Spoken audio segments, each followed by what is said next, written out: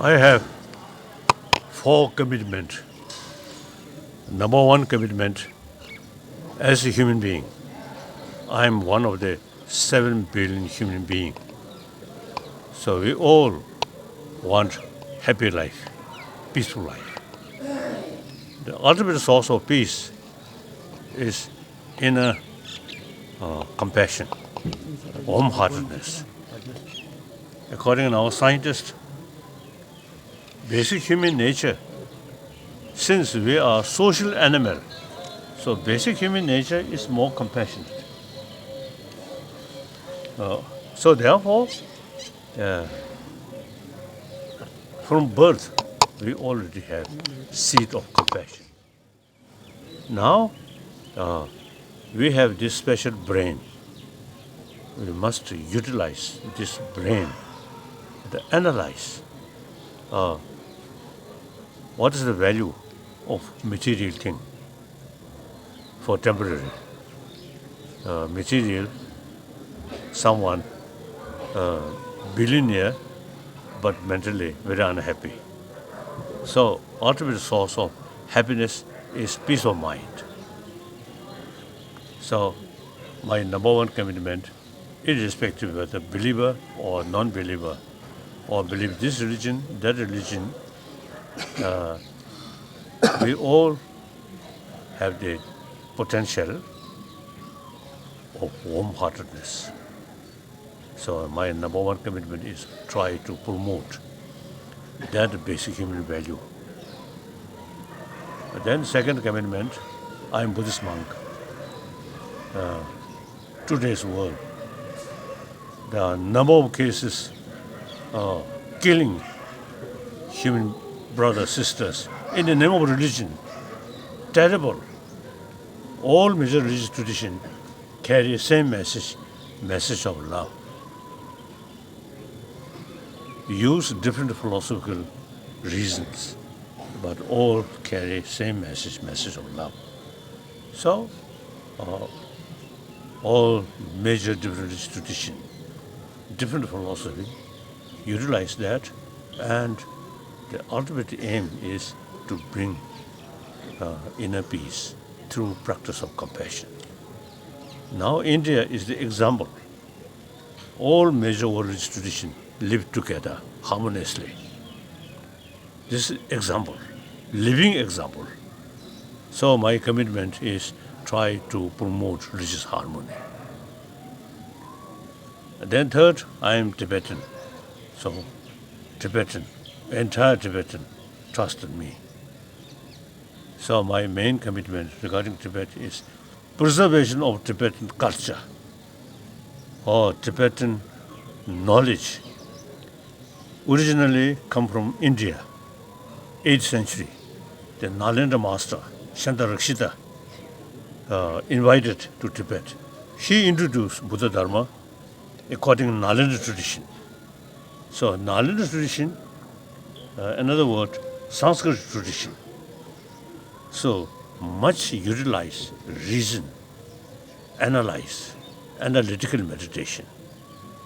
So Pali tradition is the foundation of Buddha Dharma. Wonderful. But Pali tradition, not much emphasis, utilize logical approach. The Nalanda tradition very much use logical approach. So even Buddha's own word, some Nalanda master, you see, raise question, oh, this Buddha's teaching, we cannot accept because this, if you accept that, it goes against reason, like Nagarjuna and Buddha Balita and Dharmakirti, Chandrakirti. Now these great master of Nalanda, they analyze Buddha's own word. I think that's quite wise, isn't it? Yeah. So that now originally come from India, from Nalanda. Now Nalanda completely ruined, nothing there. Some pigeons flying here and there. So these teaching, knowledge, since 8th century, we kept all this knowledge. So I really feel worthwhile preserve. And this is Nalanda tradition should not consider just a religious matter. These, like psychology and physics, particularly quantum physics, and then logical approach. These are academic subject, not religious subject. Although these come from Buddhist text, but the itself we should consider academic subject. So my number three commitment regarding Tibet, we have this knowledge over 1,000 years very much sort of preserved. So now I feel over last now 60 years and particularly last 40 years, I have a lot of sort of meeting with scientists and religious leader. Then also religious leader from Pali tradition, Sri Lanka, Thailand, Burma, Cambodia, Laos, and then China, Japan, Korea, Vietnam, Mongolia. You see, now I think the knowledge which we, you see, kept through rigorous sort of effort.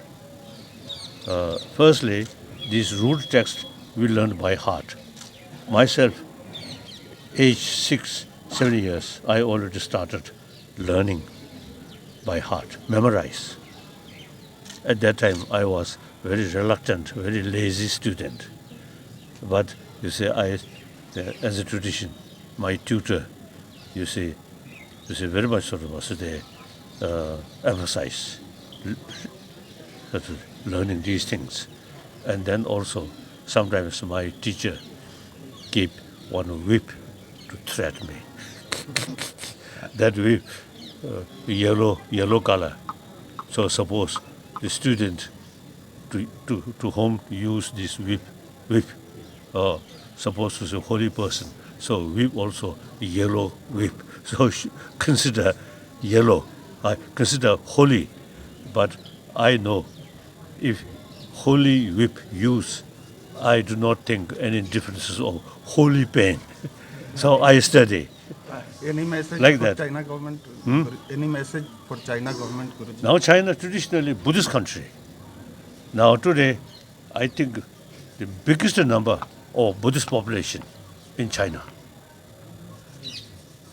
Many sort of Chinese Buddhists now they really following Tibetan Buddhism.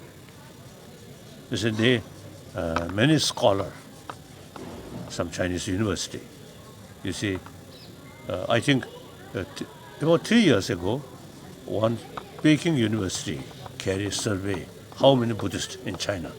Then they their report mentioned about 300 million Buddhists, and many of these Buddhists are educated. This is official sort of report. Then since then, the Buddhist population in China increasing. So things are changing now. And many of the Chinese, they consider Tibetan Buddhism is truly Nalanda tradition, and that tradition is very scientific religion. So now they are truth. We have truth, power of truth. Chinese communist power of gun. Long run, power of truth is much stronger than power of gun. Okay.